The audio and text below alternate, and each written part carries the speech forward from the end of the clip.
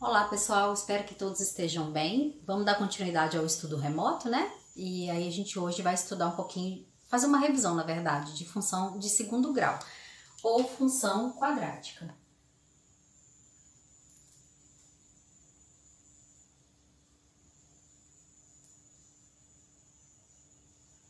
Bom, então o que seria uma função de segundo grau? Vamos colocar aqui a definição dela.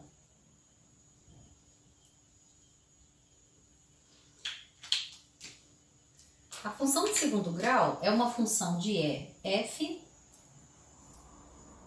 de R em R, em que eu tenho uma f de x que é igual a x ao quadrado mais bx mais c, e esses coeficientes que aparecem aqui, a, b e c,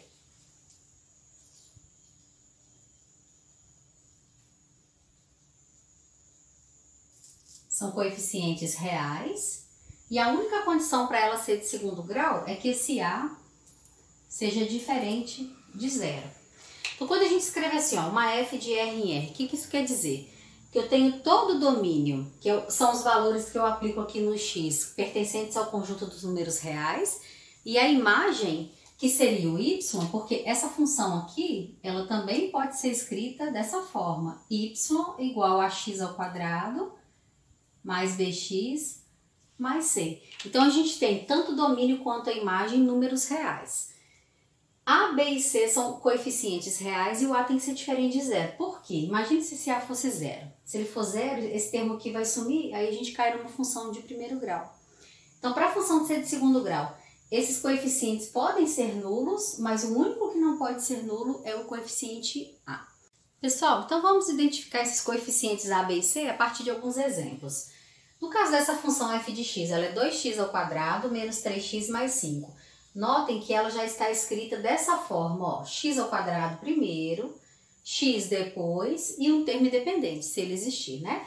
Então, quando ela está escrita nessa ordem, fica bem simples eu tirar os coeficientes. O a é igual a 2, b é igual a menos 3 e c é igual a 5. Vocês vão ver ao longo das aulas que é fundamental a extração correta desses coeficientes, tá? Porque acaba que depois a gente vai cair na equação de segundo grau, que a gente viu aí nas últimas aulas, né? E para resolver a equação de segundo grau, eu tenho que ter esses coeficientes muito bem definidos.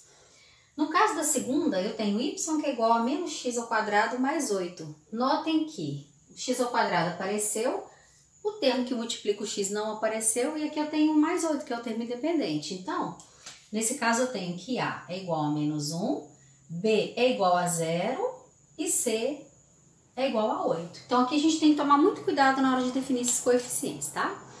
E no caso da última, essa daqui pega.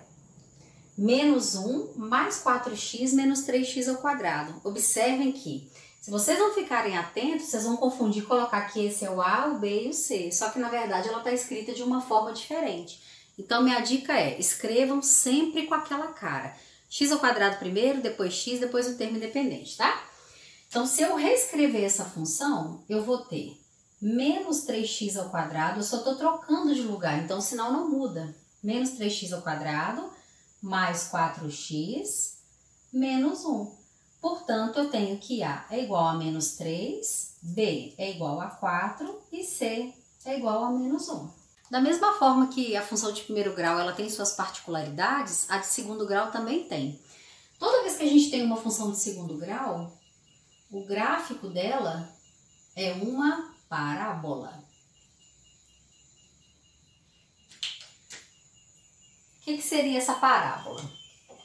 Ela pode aparecer com esse perfil ou com esse perfil aqui. Qual é a diferença entre as duas? É o que a gente chama de concavidade. Concavidade, essa aqui é uma parábola côncava para cima,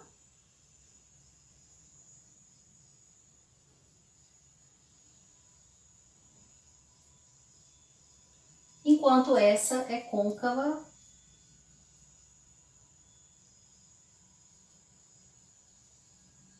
para baixo. O que difere uma da outra? Só da gente olhar para a função já dá para saber. É o coeficiente a. Lembrem que a função de segundo grau, ela é escrita como y igual a x ao quadrado mais bx mais c. Então, vai depender desse coeficiente A. Se A for positivo, se o A for maior do que zero, a gente vai ter a concavidade dela voltada para cima, enquanto que se o A for negativo, concavidade para baixo. Tem um macetezinho para a gente poder guardar isso com mais facilidade, que é o seguinte. Esse valor aqui é positivo. Quem está positivo, sorri. Então, fica com astral para cima. Quem está negativo, fica com o astral para baixo. É como se você imaginasse até um emoji aqui, né? A carinha sorrindo e aqui uma carinha triste, tá? Para poder facilitar. E aí a gente vai ver alguns casos específicos para esse tipo de concavidade e para esse. Um outro ponto muito importante da parábola é o seguinte. Vocês podem observar que toda parábola ela tem uma simetria. Então essa simetria significa que tudo de um lado vai ser igualzinho ao do outro lado. E quem define essa simetria ou é esse ponto mais baixo dela ou é esse ponto mais alto. Esses pontos são chamados de vértice. O vértice ele vai ter coordenadas xv e yv. E essas coordenadas elas dependem também dos coeficientes da parábola. Então eu tenho que o x do vértice é definido por menos b sobre 2a e o y do vértice é definido como menos delta dividido por 4a.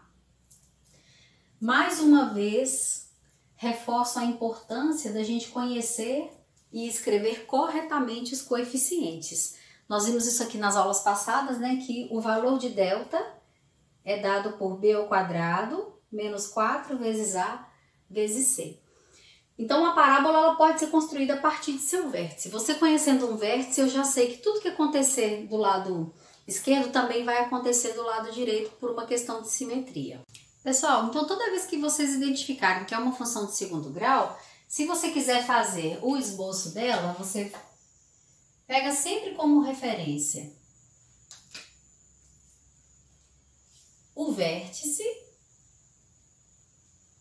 O que é o vértice? É o que eu havia comentado agora há pouco, né? Ele tem coordenadas x do vértice e y do vértice. E a gente vai aplicar as formulinhas que eu passei agora mesmo. E as raízes da função, se existirem, são pontos de extrema importância. Raízes. O que são essas raízes? Imagine que a gente tenha, então, essa parábola aqui, ó. Observando para essa parábola, ela tem um ponto de encontro aqui com o eixo y. Esse ponto ele tem um significado. O vértice dela, ou ponto mínimo. Por que é chamado de ponto mínimo? Porque se vocês verificarem aqui para y, é o menor valor que essa função alcança. E esses dois pontinhos aqui, vou colocar de vermelho, esse e esse, são pontos de encontros com o eixo x. Aqui que eu tenho as raízes. Então, essas raízes que eu estou chamando de x' e x duas linhas, qual é o significado para elas? Observem o seguinte, aqui eu tenho zero, tanto para x quanto para y, né?